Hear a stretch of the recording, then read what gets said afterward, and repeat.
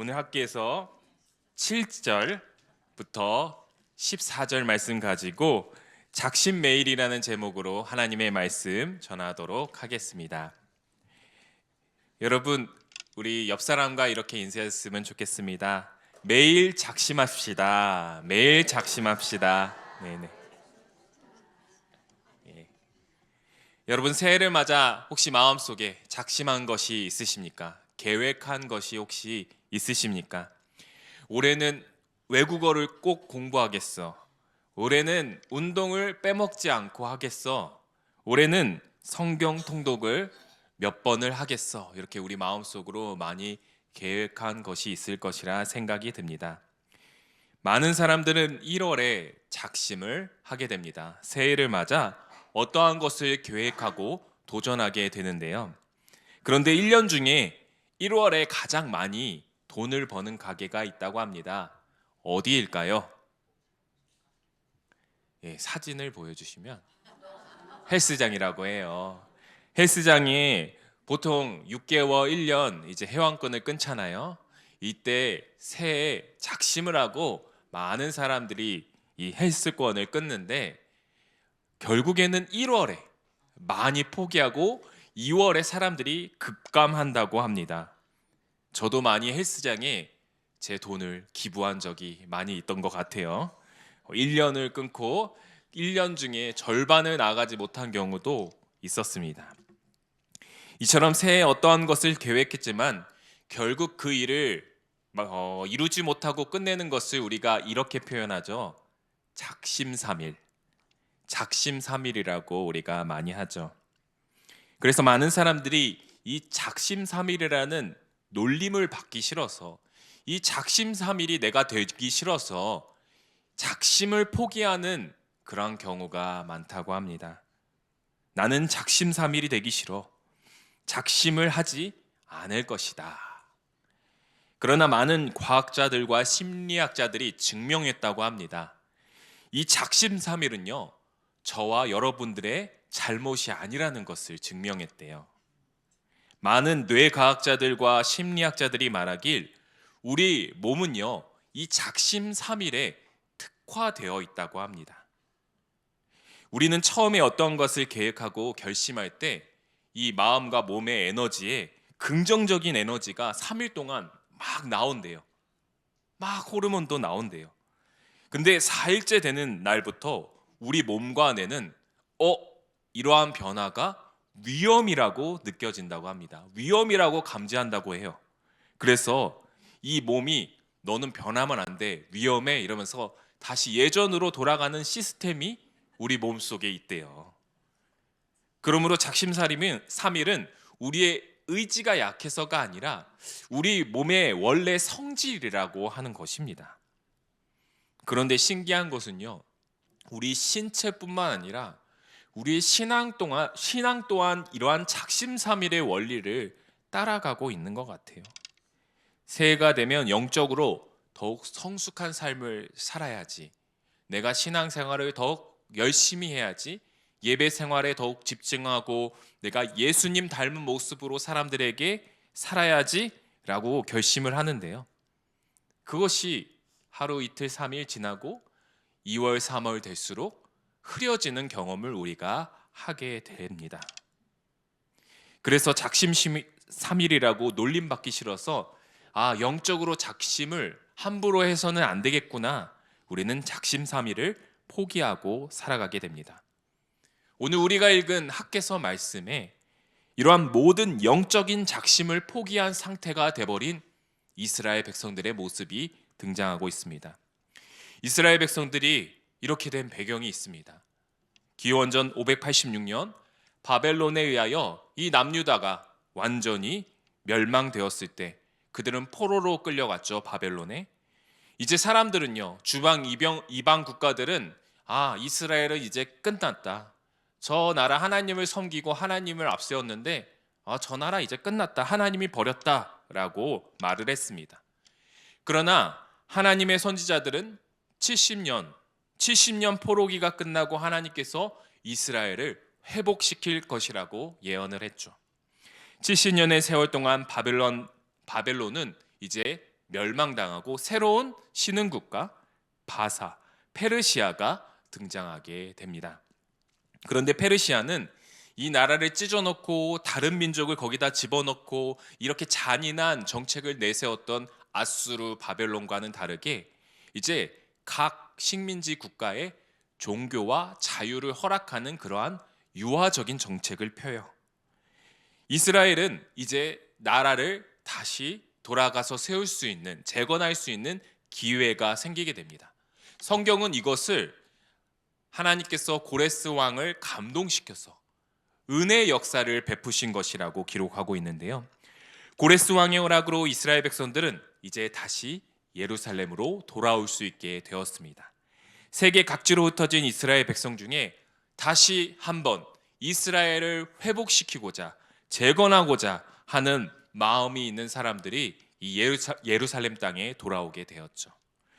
그들은 예루살렘으로 돌아오는 그 긴 여정 가운데 다시 한번 다윗 왕 때에 이루었던 놀라운 그 강대국을 꿈꾸고 솔로몬이 지었던 아름다운 궁전과 성전을 꿈꾸며 이 예루살렘 땅으로 돌아왔을 것입니다. 그런데 그들의 눈에 펼쳐진 그러한 상황은 무엇이었습니까? 황폐한 땅과 황폐한 집들, 완전 무너진 성전의 모습들이 돌이 굴러다니고 먼지가 부러치는 그러한 황폐한 모습이 그들 눈 가운데 펼쳐졌습니다. 그럼에도 불구하고 이스라엘 백성들은 마음을 닫아듬고 작심하고 성전 재건을 시작했죠. 그런데 계속되는 이방 국가, 이방 민족들의 그러한 방해와 궁핍해지는 재정 상황, 지쳐만 가는 정신력과 체력 때문에 이제 성전 재건은 중단되고 맙니다. 결국 그들의 마음은 작심삼일이 되고 모든 작심, 모든 영적인 작심을 포기한 상태가 되어버렸다는 것이죠. 이러한 상황 가운데 하나님께서는 학개 선지자를 보내 말씀의 종으로 세우셔서 작심을 포기한 이스라엘 백성들에게 그들의 영혼을 다시 일으키고 영적인 작심을 깨울 수 있도록 하나님 말씀을 선포하게 됩니다. 오늘 영적인 작심을 포기한 이스라엘 백성들을 깨운 이 학개서 말씀을 통하여 우리 안에 모든 영적인 작심을 포기한 것들이 있을 거예요. 그것이 다시 깨워지고 다시 주님이 기뻐하시는 영적인 성숙을 이루어갈 수 있는 저와 여러분들의 모습이 되기를 주님의 이름으로 간절히 소망합니다. 영적인 작심을 포기한 이들에게 학개 선지자는 하나님의 말씀을 이렇게 선포합니다. 첫 번째, 우선순위를 회복하라. 우선순위를 회복하라는 말씀입니다. 우리 학개서 1장 7절 말씀 다 함께 읽어보도록 하겠습니다. 만군의 여호와가 말하노니 너희는 자기의 행위를 살피지니라. 아멘. 하나님께서는 왜 자기의 행위를 살펴보라고 말씀하고 계시는 걸까요? 바벨론 포로 생활에서 돌아온 이스라엘 백성들은 이스라엘의 회복, 성전 재건이라는 놀라운 꿈을 꾸고 그 땅 가운데 왔습니다. 하나의 목표, 분명한 목표를 가지고 왔죠. 그러나 계속되는 이방인들의 괴롭힘과 외세의 압력으로 이제 성전 건축이 중단되고 그들의 목표가 흐려지게 되었습니다. 성전 재건이라는 이 영적인 목표가 흐려지니까 어떻게 되었을까요? 이스라엘 백성들은 어떻게 변화되었을까요? 성전 건축이라는 목표가 사라지자 자기 삶을 건축하려는 목표, 자기 삶을 집중하려는 목표가 생겨나기 시작했습니다. 우리 학개서 1장 9절 하반절 말씀 우리 다 함께 읽어보도록 하겠습니다. 나 만군의 여호와가 말하노라 이것이 무슨 까닭이냐 내 집은 황폐하였으되 너희는 각각 자기의 집을 짓기 위하여 빨랐음이라. 아멘. 하나님께서는 학개 선지자를 통해 하나님의 말씀을 전하는데요. 황폐된 성전과 지금 너희 집과 멀쩡하게 지어진 너희 집을 한번 비교해 보라고 말씀하고 있습니다.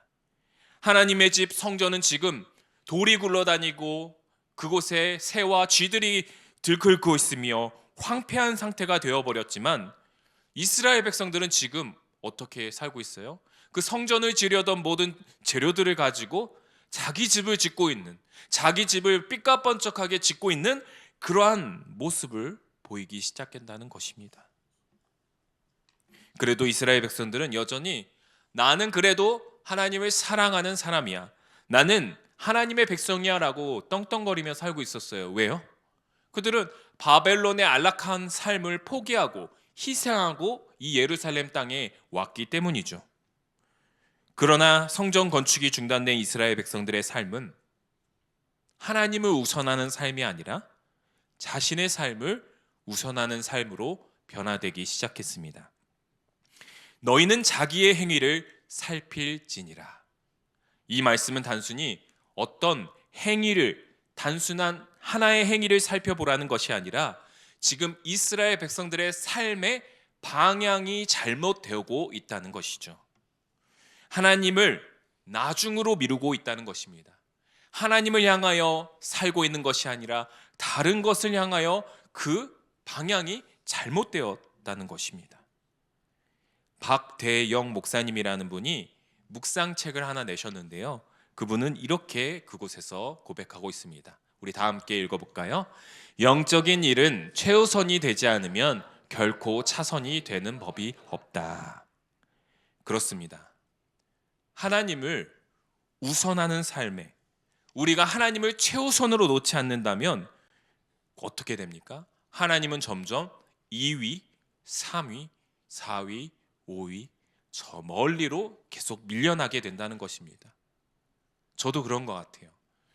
이것을 먼저 하고 하나님 집중하는 삶, 하나님을 우선하는 삶, 이거는 나중에 생각하자 차선으로 2위로 둔다면 그게 점점 3위, 4위, 나중에는 생각지 않는 나중으로 밀려나는 모습을 제 안에서 발견하게 됩니다. 사랑하는 성도 여러분, 새해를 맞이해 여러분은 하나님을 위해, 여러분의 신앙을 위해 어떠한 것들을 계획하셨습니까? 성경 통독, 또 새벽 기도, 기도의 시간, 교회 봉사, 헌신, 이러한 것들을 여러 가지를 계획하셨을 것입니다. 그러나 이러한 세부적인 계획에 앞서 우리는 조금 더 본질적인 계획을 다시 한번 회복해야 될 것입니다. 그것은 무엇입니까? 바로 하나님을 우선하는 삶, 하나님 중심으로 내가 살겠다는 작심이라는 것이죠. 이것이 없이는 우리가 세우는 모든 계획이 작심삼일로 끝나게 될 것이고 오히려 우리를 하나님과 멀어지는 방향으로 가게 만들 것입니다. 혹시 우리 가운데 하나님 없이 세운 계획들이 있지 않습니까? 하나님을 우선하는 삶을 생각하지 않고 세운 모든 계획들, 그렇다면 내가 오늘 하나님 중심으로 다시 계획을 세우는, 다시 한번 영적으로 작심하는 귀한 시간이 되기를 바랍니다. 작심하는 것이 나는 너무 싫어서, 작심삼일이 되는 것이 싫어서 작심을 하지 않는 사람들이 계십니까? 저도 그랬던 것 같아요. 영적인 작심 쉽게 포기하니까 그냥 작심하지 말자. 그러나 우리가 하나님을 우선하는 삶을 작심한다면 그에 따라오는 모든 계획들은 영적인 작심, 하나님을 가까이 하는 작심으로 변화되고 세워질 줄 믿습니다. 이러한 거룩한 계획을 세우는 저와 여러분 되시기를 주님의 이름으로 간절히 소망합니다. 하나님께서는 학개 선지자를 통하여 영적인 모든 작심을 포기한 이스라엘 백성들에게 두 번째로 이렇게 말씀하십니다. 다시 시작하라. 다시 시작하라. 우리 학개서 1장 8절 말씀을 다 함께 읽어보도록 하겠습니다. 너희는 산에 올라가서 나무를 가져다가 성전을 건축하라. 그리하면 내가 그것으로 말미암아 기뻐하고 또 영광을 얻으리라. 여호와가 말하였느니라. 아멘.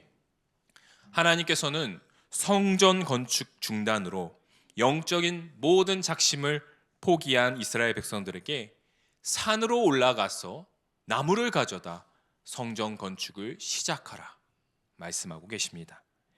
예루살렘에는 세 개의 산이 있었습니다.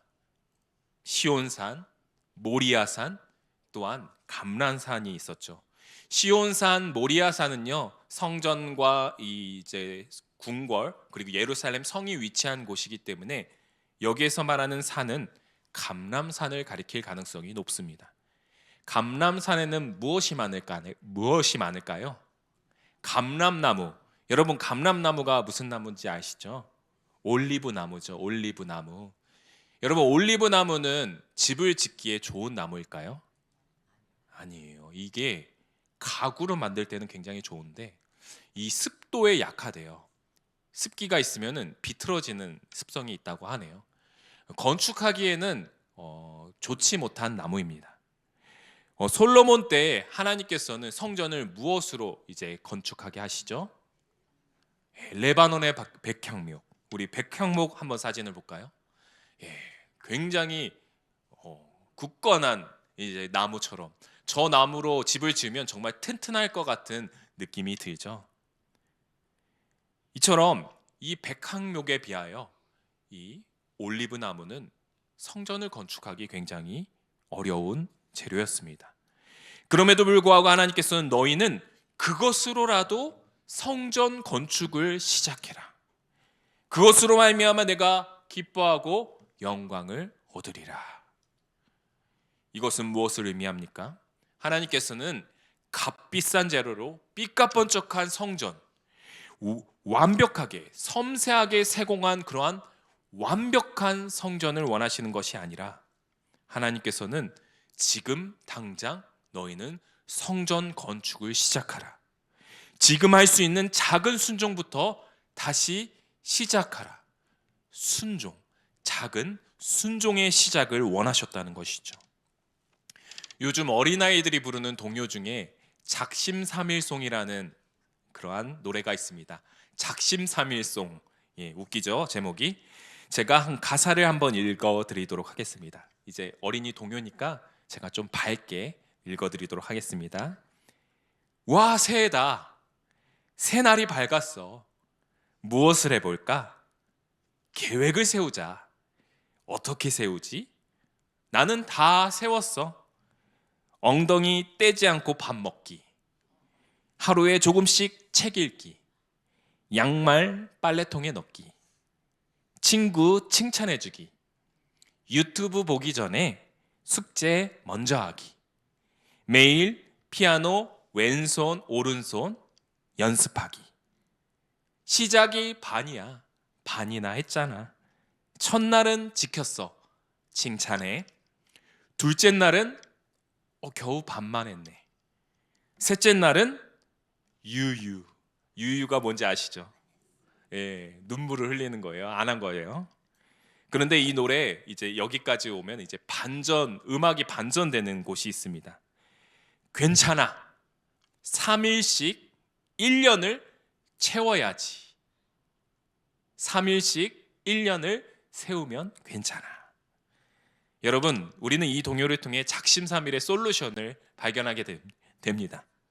1년에 365일, 3일씩 우리가 계속 작심하는 거예요. 그럼 몇 번일까요? 한 122번이 될 것 같아요. 3일씩 계속 작심하면은 우리는 그것을 이루는 삶이 된다는 것이에요. 오늘 하나님께서는 성전 건축이 중단되어 아무것도 하지 못하고 있는 이스라엘 백성들에게, 또한 우리들에게 다시 시작하라. 다시 시작하면 된다. 작은 것부터 순종하기 시작하라. 이러한 영적 메시지, 영적 도전의 메시지를 우리에게 던져주고 계십니다. 사랑하는 성도 여러분, 하나님께서 우리의 작심 3일을 절대 실패로 보시지 않는다는 것이에요.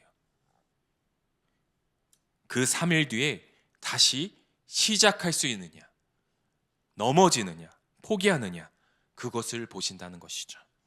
우리의 신앙은 한 번에 완주하는 경기가 아닙니다. 날마다 넘어질 수 있고 쉴 수도 있고, 그러나 다시 일어서는, 다시 출발하는 인터벌 훈련이라고 하는 것이죠. 혹시 저와 여러분 가운데 오늘 이스라엘 성전 건축이 중단된 것처럼 아직도 우리 안에 훈련되지 않는 미완성된 신앙의 모습들이 남아있지 않습니까? 다시 시작하라. 작은 순종부터 다시 시작하라. 이 주님의 말씀을 기억하는 저와 여러분들 되시기를 주님의 이름으로 간절히 소망합니다. 그래서 아직 미완성으로 남아있는 우리의 영적인 훈련들이, 아직 예수님 닮지 않는 모습들이 다시 한번 완성되고 성숙할 수 있는 저와 여러분 되시기를 주님의 이름으로 간절히 소망합니다.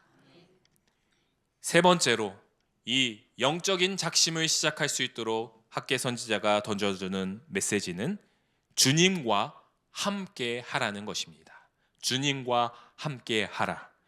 우리 학계 1장 13절 말씀 다 함께 읽어보도록 하겠습니다. 그때 여호와의 사자 학계가 여호와의 위임을 받아 백성에게 말하여 이르되 여호와가 말하노니 내가 너희와 함께하노라 하니라. 아멘. 학계 선지자는 작심을 포기한 이스라엘 백성들에게 그들의 삶의 우선순위를 회복하고 다시 성전 건축을 시작하라는 메시지를 던졌습니다. 그러나 여전히 이스라엘 백성들 마음속에는 어떠한 생각들이 가득했습니까? 우리가 다시 성전 건축을 시작할 수 있을까? 다시 포기하고 작심삼일이 되면 어떡하지? 괜히 시작했다가 상처만 남으면 어떡하지? 두려움과 걱정이 가득했다는 것입니다. 이렇게 두려움과 걱정이 가득한 백성들에게 하나님께서는 한 문장으로 그들의 마음을 돌이키시고 깨우십니다. 내가 너희와 함께 하노라.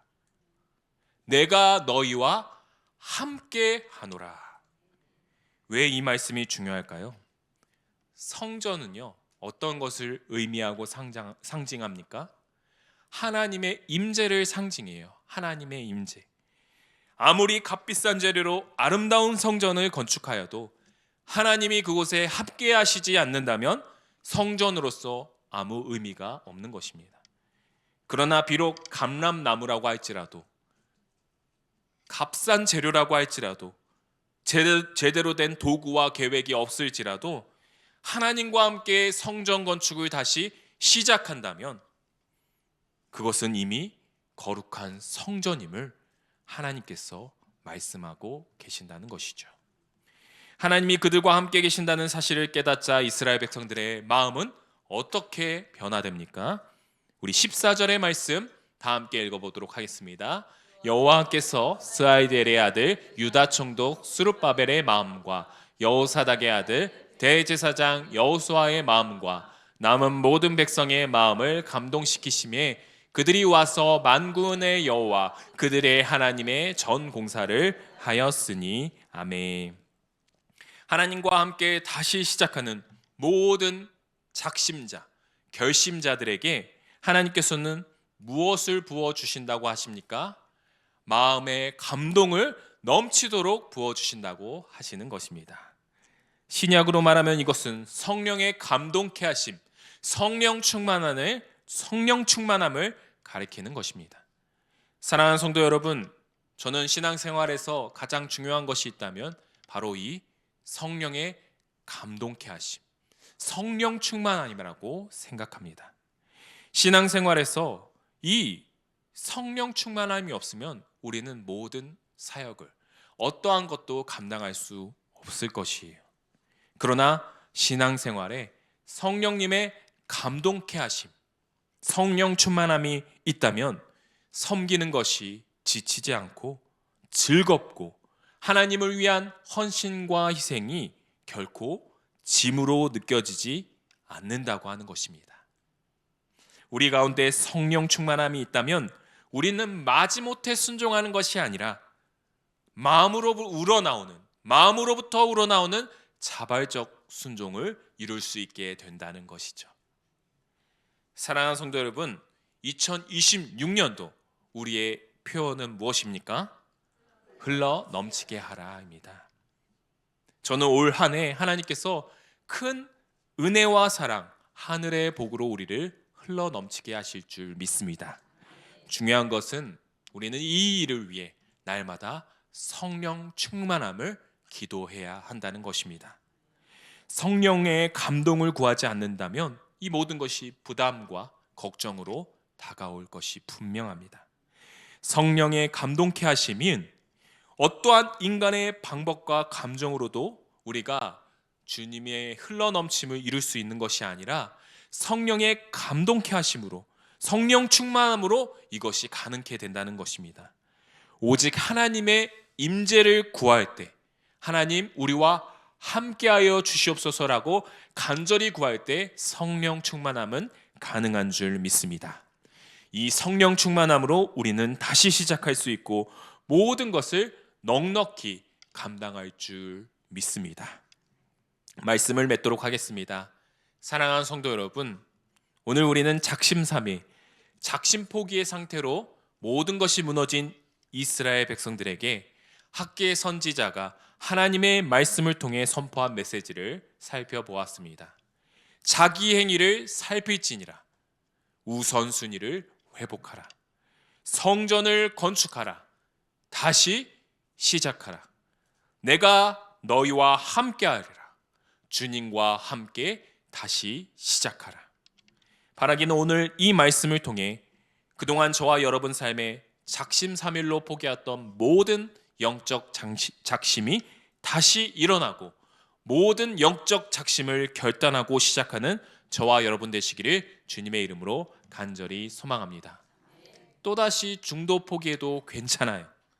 다시 작심하고 또 작심하고 365일 작심하고 매일 작심하여 날마다 주님과 함께 새로 시작하는 매일 작심하는 인생, 작심 매일의 신앙으로 살아가는 저와 여러분 되시기를 주님의 이름으로 간절히 소망합니다.